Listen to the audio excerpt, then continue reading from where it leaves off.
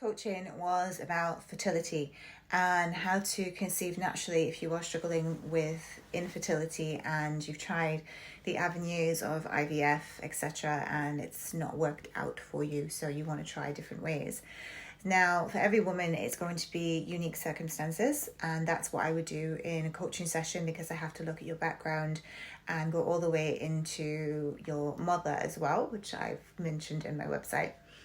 And we have to look at dietary factors, we have to look at stress, we have to look at environmental toxins, we have to look at lifestyle, and because there's a lot of triggers that could cause it. And hormonal imbalances are obviously the main driver here, but it is connected to the health of our gut, it's connected to the health of our liver, and it's connected to the foods that we put into our mouth. But the topic that I'm going to talk about right now is cortisol. Is needed because we have to have it to reduce inflammation, and it is that inflammation that drives healing. Whenever we get an injury, it's the inflammation that needs to heal us. But it's when that cortisol is switched on all the time and it becomes chronic.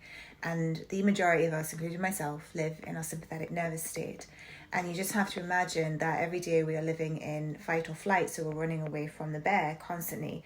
And all of the extremities need to have every bit of energy, so your digestion shuts down and you are definitely not going to be able to conceive a baby if you are stressed.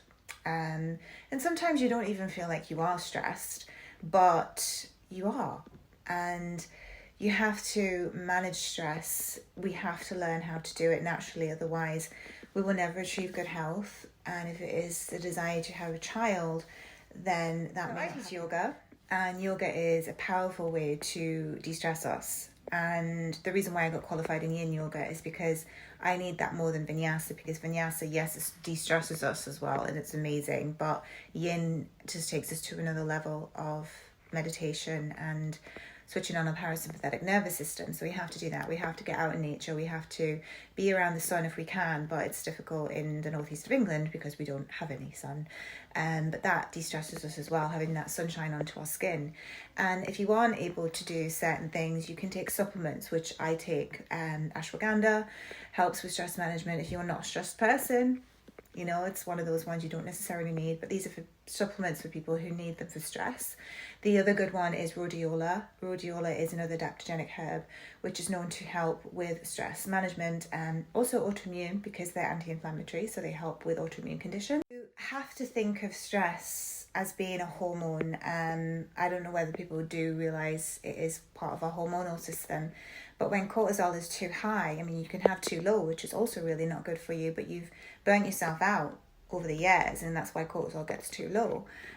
So cortisol, when it's, just talk about being too high here, if it's too high, then that throws off the rest of the hormones as well. So we can create Graves' disease and 𝐻𝑒𝒶𝓁𝓃𝓽. We can also create low thyroid. We can create estrogen dominance through cortisol. We can create the low progesterone, which progesterone is the pregnancy hormone, what we need. We also need it for PMS symptoms and premenopausal and menopausal symptoms as well. Progesterone is so important, and you'll find that in my books because I've covered it in my 2 books, the COVID book and Health Empowerment. So you have to raise progesterone with foods. So if you have too much cortisol, your hormones can't work properly, and it's just going to be impossible. So if you are struggling, the first place I would say, just for the point of this video, you would have to book in for coaching with me if you want to learn a little bit more, is to eat more progesterone raising foods. Again, they are in Health Empowerment, they're in my book. And also focus on your stress management and how you deal with it, because we do live in a very, very stressful world. So much stress, you know, the pushing things out there into the world to make people scared and living in adrenaline and fear. And that's not how you should be naturally living. We should naturally be like all mellow and chilled, with a little bit of stress, because we need that stress to also stay healthy. We have to have stress in our lives to stay healthy, and like everything else, guys, we have to find the balance between it all. But sadly, because of the way life is, stress is taken over. So I hope that into fertility, and also why you have PMS symptoms, a little bit there, and premenopause and menopause, because our hormones are all connected. They should be singing in harmony with one another. You can't just take one hormone and expect the other hormones to be okay. We have to work with them all together.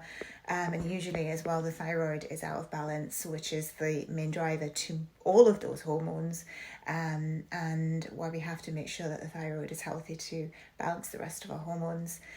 So if you want to know more, visit my website, DaniJacksonHealthEmpowerment.com, and my books are there if you want to learn more about how to fuel yourself naturally with food, gut healing, and liver cleansing.